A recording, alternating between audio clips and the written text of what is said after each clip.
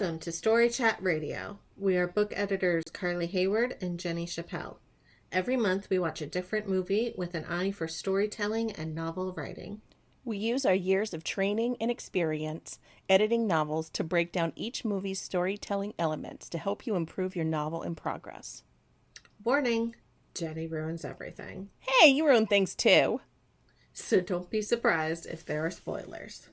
On this episode, we are discussing the 90s kids film, Space Jam, and then we'll end with a critique of one lucky author's query. So, Carly, what have you been up to lately? Rev Pit, the reason we took off last month. Right. It has been wonderful and amazing, but also takes a lot of time and energy. A lot of mental energy, yeah. I'm probably still a little hungover from it, I would have to say. Even though it's been done for, I don't know, a month? What is time anymore? I don't know. Close to a month. Close to a month. I guess that's kind of been my big focus. I I feel like afterwards I like wake up from this like Rip Van Winkle haze of like, what time is it? What is the year? Yeah. It's like I don't even know what's going on in my business or my world. In the real world. Yeah. What do I have to do now? How do I do things? Yeah. Well, we have another project coming up that we're sort of working on together, which is Writer in Motion.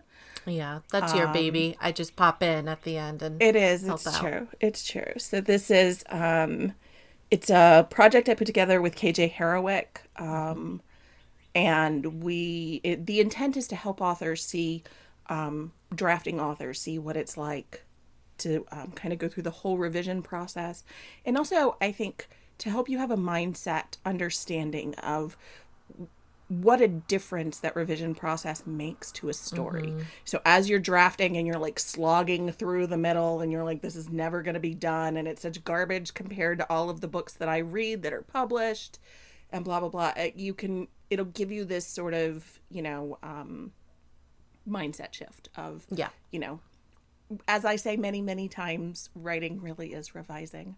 It really so is. It kind of shows you that the magic of the revision process. So it's such a cool idea. Stuff. Yeah, it's a lot of fun too. And what's really neat about it is it starts with a photo prompt, and then everybody who's participating writes a different story, and they normally write and the genre, the genre, one of the genres that they love, the age category that they normally write.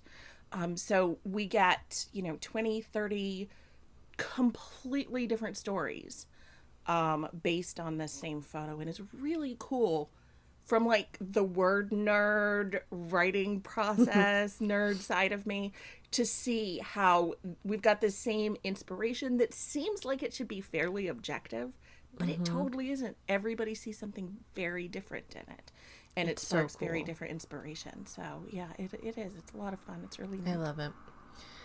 All right. Well, shall we get to talking about our movie? Yes, let's. You are so excited. All right. I can't wait till you ask what I thought of this movie. Soon. All right. So here come the spoilers. Space Jam.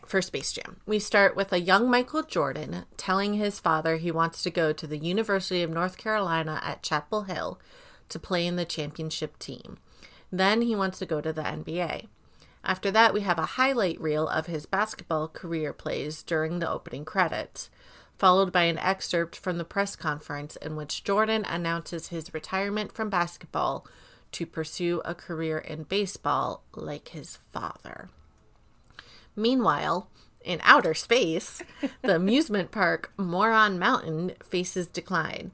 Its owner sends his minions to Earth to abduct the Looney Tunes in order to develop new attractions. When the aliens arrive, the Looney Tunes challenge them to a game of basketball. The aliens go around various basketball games, stealing the talents of different NBA players, and then transform into large, muscular, and talented monsters. While golfing with Bill Murray, Larry Bird, and his personal assistant Stan, Michael Jordan is lassoed down a hole and into the Looney Tunes' world. There, Bugs Bunny explains the situation, and Michael Jordan organizes the Toons into a team called the Toon Squad, followed by the obligatory training montage, which is the classic. The game... And honestly, part of one of my favorite parts of the movie, because I love Lola.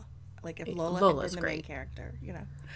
The game between the Toon Squad and the Monstars eventually begins, and the Toon Squad eventually wins, using old-school gags and Acme weaponry and a last-minute appearance by Bill Murray. The Monstars are reprimanded by the park owner, but put him in a missile and send him back to his amusement park. They give up their stolen talent and join the Looney Tunes. 2 years later, in 1995, Michael Jordan returns to the Chicago Bulls to resume his basketball career. All right, you ready? I'm ready. So, Jenny, what did you think about this movie? Okay, first I have to say, so my kids did not watch, I have big kids. They did not watch this movie with me, but they were like in and out as I was watching the movie. And so the first question was, what are you watching? But then my son, who is in the generation that loves Bill Murray and thinks he's like amazing and all of that, he is, came out during the golf scene with Bill Murray, and Bill Murray is wearing like the tackiest golf outfit, and he's wearing this like umbrella hat. And he's playing himself, so he's not like a fictional character. So my son walked out and goes, does Bill Murray just play himself in everything now? Which led to a Google search of like what the first thing was that Bill Murray played himself in, and like my son went down a total rabbit hole with. He went down a rabbit hole. Haha. See a pun? I'm gonna need his research results. Oh yeah, I don't know. We didn't talk about it after that. But yeah, he did. It gave him like some good Bill Murray time. So in terms of what I thought of the movie, this is the first movie we've watched for the podcast that I really did not like. To be fair, I don't like slapstick comedy or sports. So there wasn't really a whole lot of hope that I was going to like this movie. The 90s nostalgia part of it was a lot of fun for me, though. I was, I guess, a teenager when this movie came out. So I never saw it when it came. I'd never watched this movie before. Again, it did not really hold a lot of appeal to me. I didn't even really like Looney Tunes as a kid. I was always more of a Disney cartoon fan. But the 90s soundtrack was a lot of fun. You know, the 90s references and the clothes, and that early CGI animation was really neat too. Yeah. And kind of remembering, it reminded me a lot. I think it's easy to draw the comparison to like Who Framed Roger Rabbit. I love that movie. Right. See, I love that one too. But, you know, because they both have like the blending of animation and live action, but all of the animation in Who Framed Roger Rabbit was still that cell animation as opposed to the CGI. So, so it was fun. Like those kinds of differences were a lot of fun. But so overall for me, this was one of those movies I had to sit through with my kids when they were little, that like they really wanted to see it, but it didn't hold any appeal for me at all. And I think this is why I do have a tendency to like Pixar movies, because I think they're great for like all different ages. And to be fair, if you like sports, like this is probably great for you too, but I'm not a sports person. So so what did you think about it? Well, after all that, I really liked it. But I do recognize that a lot of it could just be nostalgia. But I don't know. I really appreciated how it did not take itself seriously at all. And it was like in on the joke and happy to make fun of itself and happy to be like, this is just ridiculous. Yeah. And isn't this fun? I laughed quite a bit at some of the lines that I don't think I either picked up on as a kid, or I don't know. I was surprised that I actually found it pretty funny. Yeah. But I did forget how exhausting the Looney Tunes can be. Oh man, really? They're like so frenetic, I think. It's just a lot. It is a lot. I didn't love them either as a kid. I will say that. I like some of it, but even as a kid, I was like, okay, you're just tiring me. Like, this, just chill. But so now, as an adult, I'm like, oh my God, I need a nap after this. I can't. But yeah, I still loved it. But again, I who knows if it's just nostalgia for it. Yeah. Michael Jordan, I think, actually does a pretty good job, considering. Yeah. And yeah, I don't know. The movie knows it's ridiculous. It leads into it. And I think that's fun. And I appreciate that. All right. So after your hatred. I didn't say hated it. I just didn't enjoy it. That you really, really didn't like, I think is how it was put. Maybe I added an extra really, but still. So what's something this movie does well that writers who would like to watch it can use in their own work? So I do want to say here, I think that this really speaks to how subjective entertainment is. It is.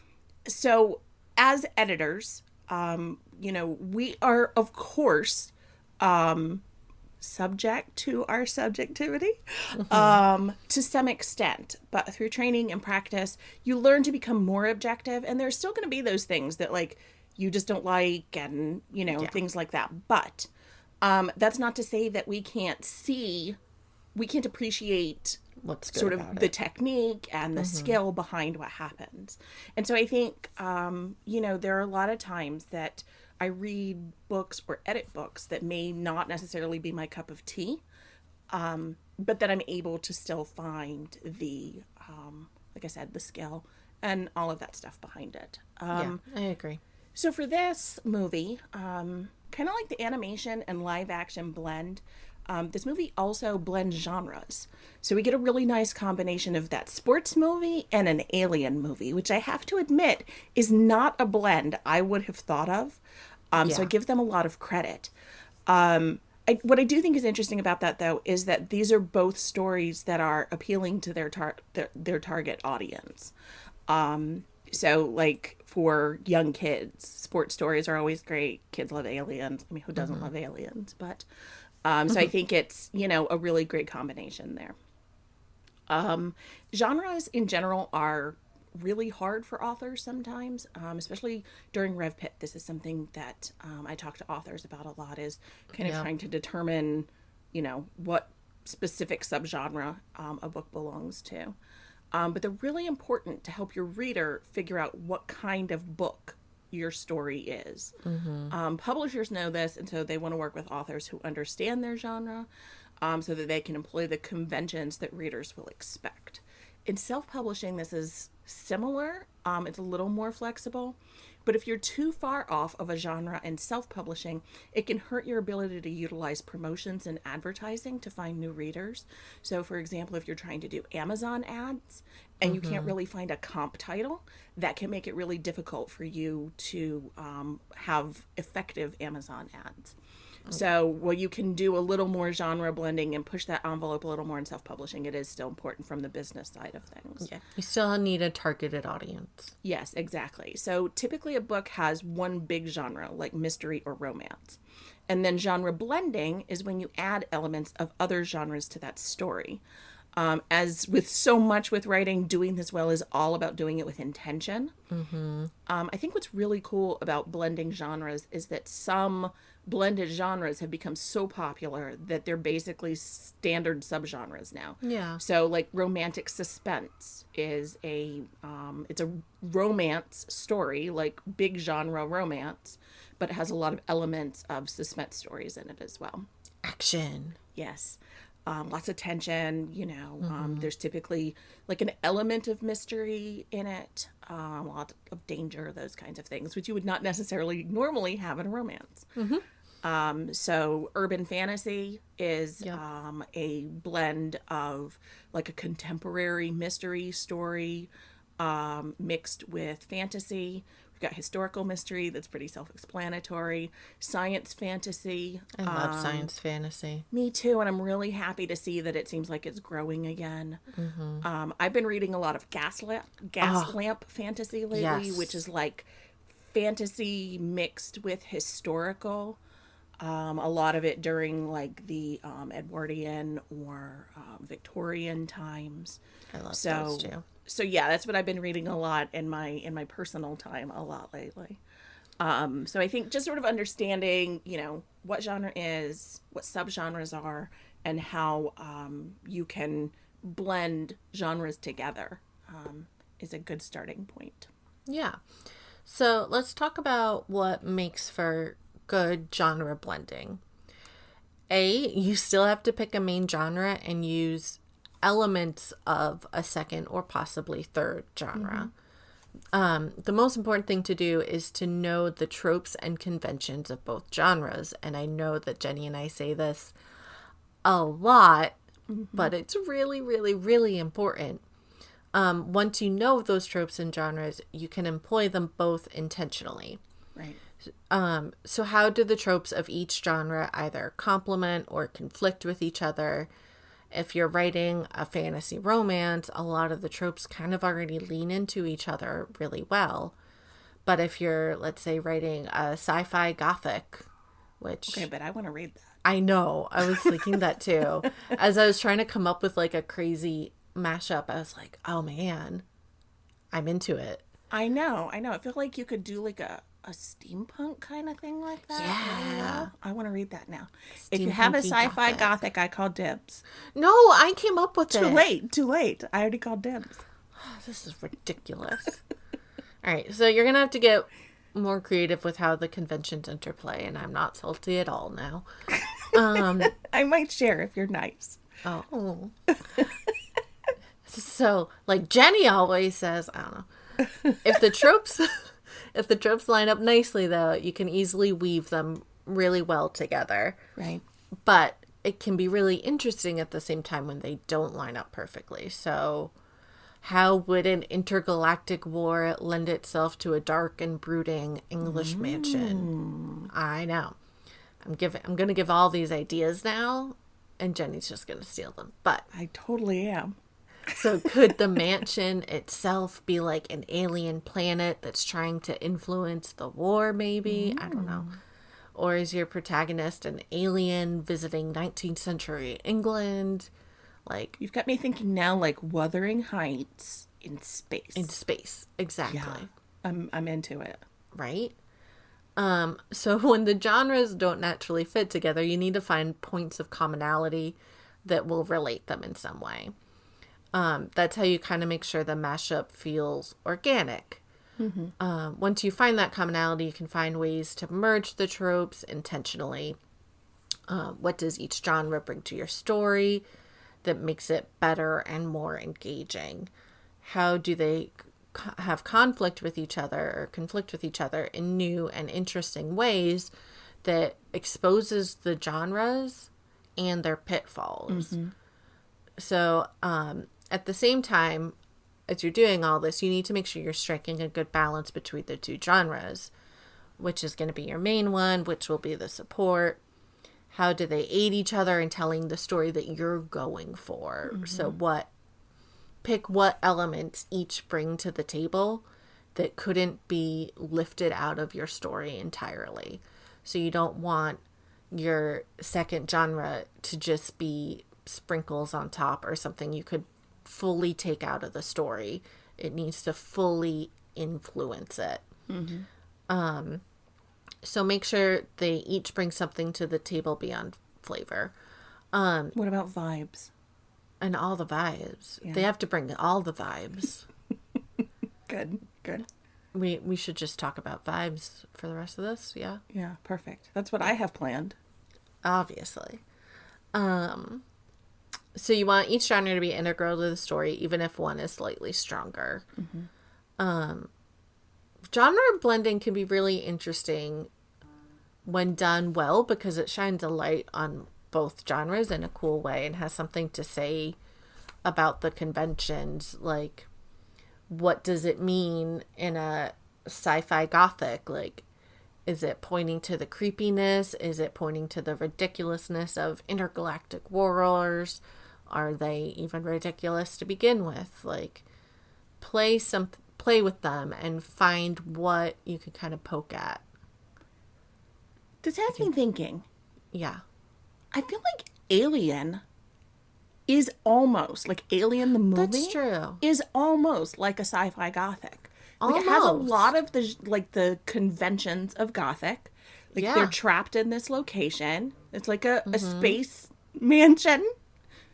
Yep. There's a woman in danger. Yep. You know. I Lots don't of know beyond that. taking over control and autonomy stuff. Yeah. I don't know. We can make it work. Yeah. Now I kind of want to do Alien so we can talk about how it's a space gothic. Okay. It's scary though, right? I've seen Aliens. Okay. Not too scary for you? It's not too scary for me. Alien stuff is usually fine. Yeah. But yeah, I like it. So anyway, figure out what your genre blend brings to the table that's something new. Because that's kind of the benefit of the blends is you can be like, well, I've seen this done before, but here's now an interesting way of combining things that turns it into something new and different. Right. And I think that's why we see that some of these like genre blends have become standard subgenres because they go together so well. So I think that our audience is going to be really excited now because we're just going to spend the rest of this episode talking about vibes and plotting out like what our ideal space gothic would look like. I think we've invented a new subgenre. We definitely have. It definitely does not already exist, probably. Okay, so getting back on track. How do we see all of this in this movie? Well, this movie really has two storylines. It has the Looney Tunes plot and then the NBA plot. And it really breaks down into like the animated storyline and the live action storyline. So for the summary, we really focused primarily on the Looney Tunes plot, but the NBA plot has its share of screen time too. So we see the players going to doctors and even like a spiritual medium to try to get their talent back because they don't know what happened. We see the world kind of freaking out because the players have come down with this mysterious problem. But I think what's really interesting and why I think this movie was well done, even though subjectively I didn't enjoy it, is that the elements of the sports movie and the elements of the Alien movie are intricately related, so that you can't really separate them, like Carly was just talking about. So even though you could argue that one is a subplot of the other, really they're so interwoven that you couldn't tell this story. You really couldn't tell either story without the other plot line. And ideally, that's what you always want your subplots to look like anyway, is you want them to be something that you couldn't just remove from the story. And if you can, then you probably need to. So in this movie, if you were telling just the basketball story, you would have to come up with a completely different reason for why the characters suddenly lose all their talent.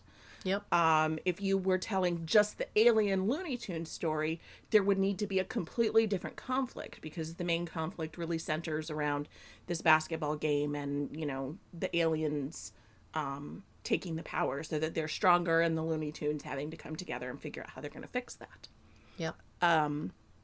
So I think that, it's a really great example of how to blend those together in a way so that it becomes this one cohesive story, even if you could argue that one is a subplot of the other.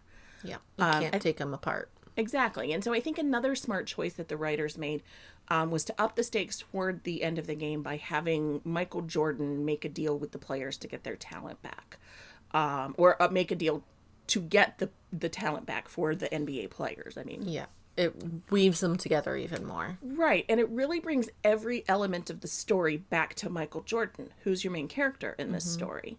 And he's the one thing that really ties the two plots to each other the most.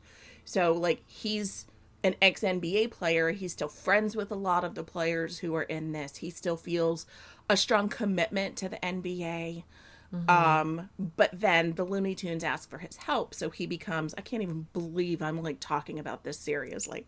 I'm like, getting all very hardcore editor mode talking about the Looney Tunes. The Looney Tunes come and ask for his help. He can't refuse. So he is really sort of the hub that the whole story revolves around. Right. So I think, so for example, if the Looney Tunes had asked Bill Murray for help instead, this would be a very different story. I would also watch that movie, though. Right. That would be a really good movie, wouldn't it? Especially if it was like Bill Murray now. Oh my God. I am so into this movie. In space. In space. Instead of Space Jam 2, right. Do this. Right. So I think that is another element you need to take into consideration with genre blending is your main character. How does your main character sort of have a foot in each of the worlds? So that it is something, and it can totally be that, the foot that your character has in one of the worlds is that this is all very new to them. That's totally okay. But it's just always got to come back to how does that relate to your main character? How does your main character relate back to that? And I think that comes back to that kind of goal, motivation, conflict, and needing to understand how your main character and the main plot are, sort of working together and against each other at the same time. Another whole episode. I know. So what I'm getting from this is all writing comes down to goal, motivation, conflict, and understanding tropes and being intentional. Yep. Podcast done. We did it. Yep. We solved writing. Yay! Good job, team. But yeah, no, I think those are all amazing points. And I will say with this movie in particular, as we can tell by Jenny's hatred and loathing, age category matters too. So not just genre, but make sure you're keeping age category in mind as you're trying to blend your genres. So this movie is basically the equivalent of maybe like a chapter book because its audience is really, or its intended audience is really like 7 to 9, but only in the 90s or, 30-year-olds now. It's true. Although it definitely did try to throw in moments for the adults forced to watch it, like Jenny. Like, there were still some very funny moments for her. But adults who like sports. Yeah. If you're aiming... But the tropes are going to vary based on target audience. So it's important to know who you're gearing your book towards. If you're aiming for a younger audience like this movie does, you want to make sure to capture the conventions and voice of middle grade or chapter books. Get their humor. So always ask yourself, how does your genre mashup lend itself to the age group? I mean, if we're writing our space gothic, I feel like it has to be for adults because otherwise we're going to lose some of that gothicness. Yeah. You could probably pass it off for like young adult, like especially like upper YA. Upper YA. Maybe even middle grade. In a certain possible. way. Yeah, I guess like goosebumpy middle grade. Yeah, okay. But it would very drastically change how you're interpreting all those genres based on the age group. Yes, absolutely. So what is different about the genres within the age group of your audience? How does the genre mashup lend itself to the age group? I might have already said that, but whatever. So, for example, I don't specialize in chapter books, but when I was a kid, sci-fi and chapter books tended to be a lot more lighthearted and take place on Earth instead of in space. It was more of like aliens visiting Earth. E.T. E.T. and houses coming to life or like virtual reality stuff. Yeah. Just from my experience. So this could be wildly inaccurate, but when writing YA sci-fi fantasy is kind of a really common blend and has, like we were talking about, has conventions all of its own. So again, make sure you're doing things with intention and you understand the genre blend, if it already exists, how it would differ for each age category. And learning the balance for each genre in regards to who your target audience is really important. Yeah. Making sure if it is science fantasy, maybe it leans a little more heavily fantasy for YA because that's a little bit more typical. I don't know, basically take everything we've already said in this podcast and apply it to age category as well. Yeah. Yeah. So as you were talking and I wasn't really listening, I was thinking about how earlier this year I read Amari and the Night Brothers, which is middle grade. And then right after that read Wings of Ebony, which is young adult. And the stories had a lot of similarities in terms of, they were both science fantasy. That's sort of what made me think about it. They were both science fantasy. I thought you weren't listening. I was sort of half listening. Fair. It's like half listening. So they had a lot of similarities in terms of the world building that I thought really made it interesting to read them back to back like that. It was almost like, you know, the kid who read Amari and the Night Brothers grew up and, you know, had read Wings of Ebony. And it has me kind of thinking, like, what would that chapter book look like? Because I think a lot of that same kind of world would really work nicely with a chapter book as well. And then kind of in the other direction, like, how would we make that more adult? So I think this is, you know, a good example of how we're always talking about understanding those conventions for age category and genre and all of those things. I'm listening. So I talked to a lot of writers who struggle with identifying their main genre, like I mentioned earlier. It can be really, really hard when you blend genres. So the main genres that we typically use are romance, mystery, science fiction, fantasy, horror, historical, contemporary, and crime fiction. Then within each of those genres are sometimes dozens of subgenres. So it's important to know the differences. I'm thinking specifically like romance has so many subgenres. I mean, romance is by itself about half of the market for publishing. So of course it's going to have more subgenres than any of the others. But even science fiction, which is a fairly small portion of the market in comparison with romance, has tons of subgenres. So just saying like, I know science fiction subgenres is not really accurate, and it's not really going to be super helpful to you unless you know the subgenres as well. So how do you decide if you're writing like a blended genre story? How do you decide which the main genre is, and then from there how you write that as a subgenre?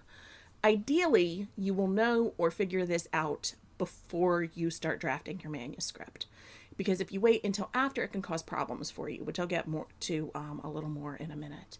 This is where knowing the tropes and conventions of the genre, like Carly just talked about, this is super, super important. When you're talking about blended genres, it adds this other layer of complexity. So, for example, what's the difference between a paranormal romance and an urban fantasy with a romantic subplot? Even in the published marketplace, it is sometimes very difficult to distinguish between these two genres. It really can be. I have always been a big urban fantasy reader, and some of them, which I will not name, I stopped reading because they went too far away from the sort of mystery element of things and really just became romance. Which I don't necessarily have a problem with romance, but that's not what I was reading that particular series for. So either way, you want to identify the elements of your story that will determine your genre. So, is there a romance? Is there a mystery? When and where does it take place? Are there elements of magic or the supernatural? Does it focus on technology or the problems caused by technology? You can also pick comp titles to help you identify your genre. But be careful there, because it's easy to pick comp titles that aren't actually in your genre. This is something really I see it pretty frequently in queries. So just, you know, here it's about understanding what the tropes are for, or not the tropes, but the conventions for each of these genres. So like, if there are elements of magic in it, it is probably a fantasy genre or subgenre. If the main story is about two people developing a relationship, falling in love, overcoming the obstacles to be together, if that's your main story, it's probably a romance subgenre. Romance. So, you know, if it takes place in space, it probably has something to do with science fiction. So, it's just, you sort of have to have an understanding of all of the elements that you're combining, and then be able to determine which ones are the most important to help you figure out where it goes. Sometimes here it is really helpful to be able to get feedback. I do sometimes recommend trying to talk to an agent or a professional editor about this, because even amongst other writers, there can sometimes be a lot of confusion about genre.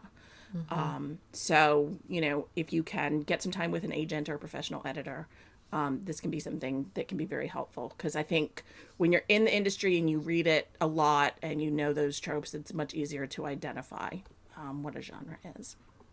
Yeah, I think that's accurate. So we've talked a lot about needing to know the tropes and conventions of each genre, but what do you do when you're not as familiar with that genre?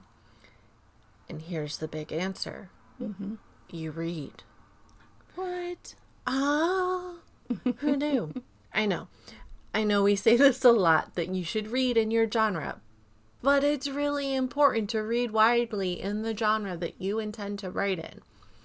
The more you read within it, the more you'll understand the tropes and conventions. You'll see how others have leaned into or strayed from the tropes, how they have been upended in interesting ways, and how you can apply that to your own writing. If you don't know the conventions already, you're either going to fall into the trap of writing something that is so basic that avid readers find it boring, or you may write something so far out of the genre that you disappoint readers looking for the genre style, like what kind of happened with Jenny and that untitled paranormal romance urban fantasy. Everything needs to be done with intention, and you walk a fine line of utilizing conventions and upending tropes. So you need to understand what they are in order to walk that line. If you don't have time to read, or if you want to do something in addition to reading, you can also watch movies or TV shows within your genre, hence this whole podcast. It's genre tropes vary slightly between movies and TVs and books, but a lot of the conventions are very similar. I think what's important to know about tropes is that when you are thinking about, like, what are the tropes that my reader knows, and how can I know sort of what they're thinking is going to happen based on their understanding of, I mean, kind of subconscious understanding of tropes. Right. I think it is important to note that, like, movies and TV do play into it as well, because it's about this sort of collective consciousness of how we understand media. Like, so all of the media that we've taken in. And so I think actually for me, when it comes to understanding tropes, it's important to understand, and I know this is going to make it even more overwhelming, but I think it can be helpful to read older stories as well as newer stories. Like, typically we say, you know, you need to read, you know, stuff within, like, comp titles need to be within the last 5 years, that kind of thing. My husband has been rewatching all of the Friday the 13th movies. Yeah, and it is just, first of all, I'm not a fan of, like, slasher style movies.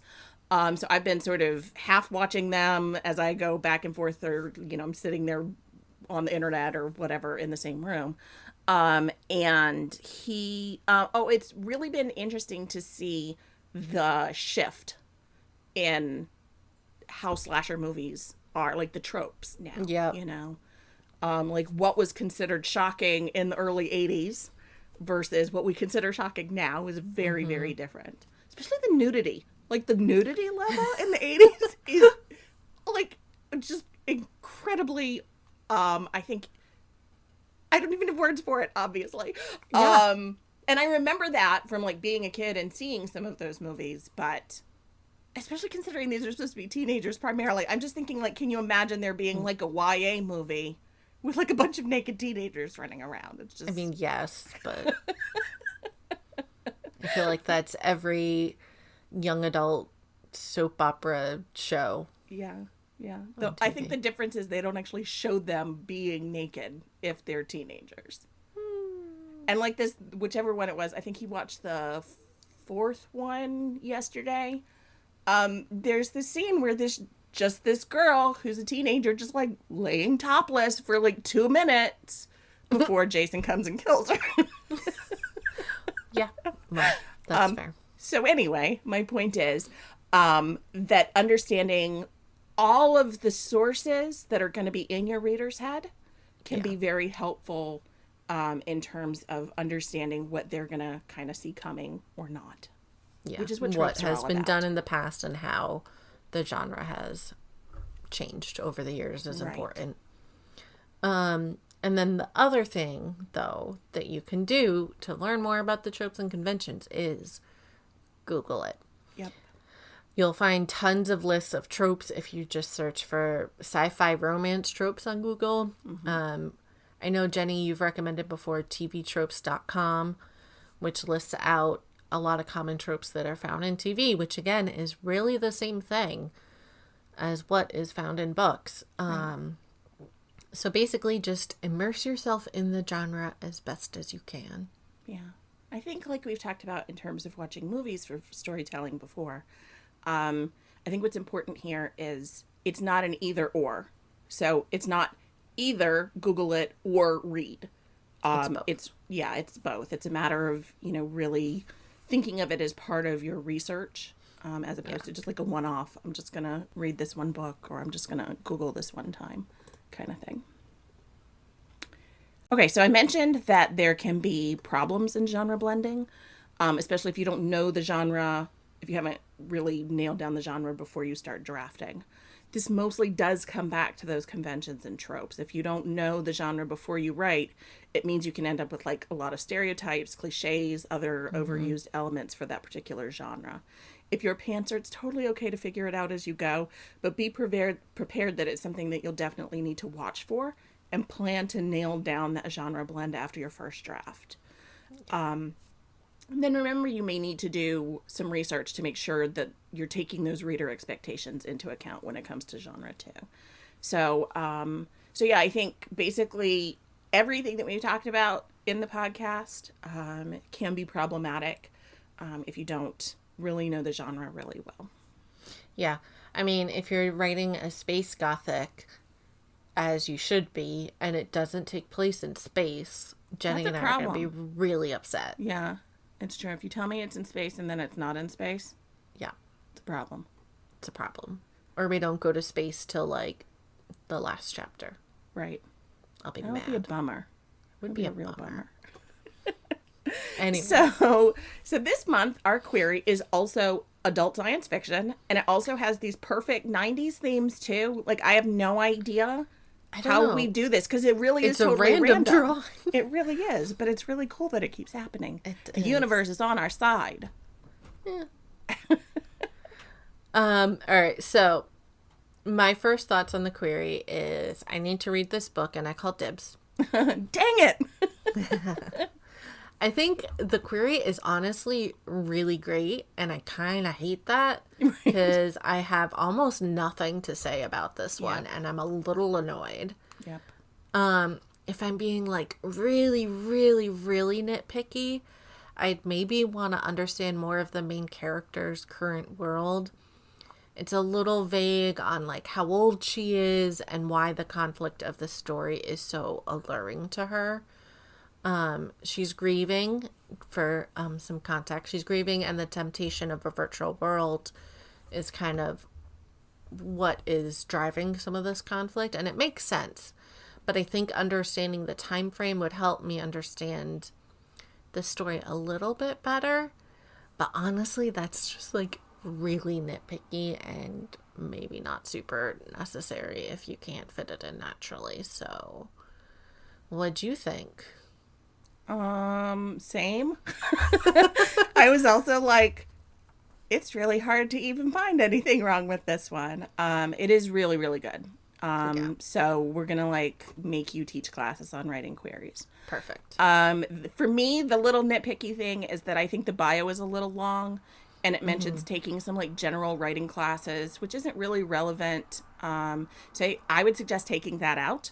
I would agree. But otherwise, this query looks really great, and the premise is just so heartbreaking, and just reading the query makes me want to cry. So I think that you are really on track with this query. I called dibs already, Jenny. I know, okay? Dang it. Someone send me that space gothic. Or a steampunk gothic. So I can rub it in Carly's face. It'd be really sad.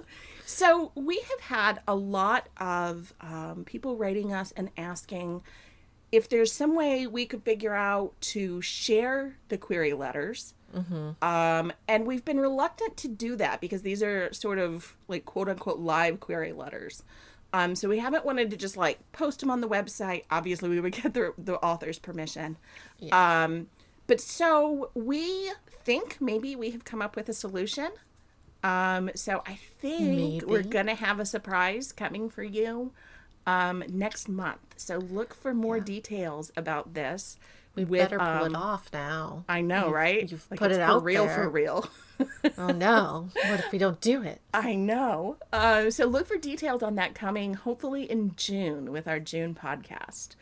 So yeah, you got anything else to say about that, Carly? The pressure is on. I'm really excited. I think it's going to be fun. I think so too.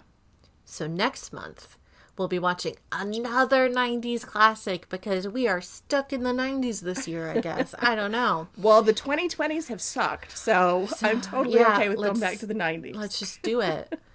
But we'll be watching The Mummy. Yay. I think mostly we're going to be watching Oded Fehr's hair.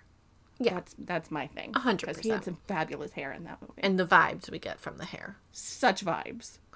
We'll also have another query or blurb critique. So if you want your query featured on the podcast, you can do that by finding the details on our website or Twitter page.